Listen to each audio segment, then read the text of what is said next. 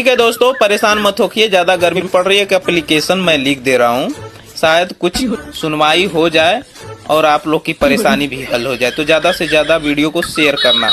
सेवा में श्री श्री बादल जी महाराज, सूर्य लोक।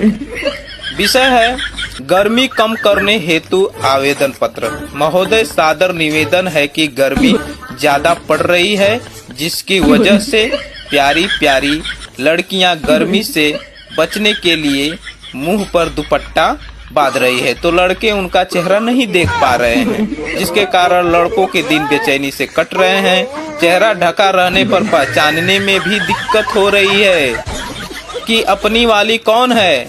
ऐसे में इशारा करने पर चप्पल जूता खाने का भी भय बना रहता है।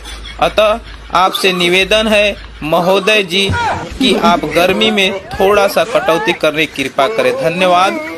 आल कुंवारे लड़के 22/5/24।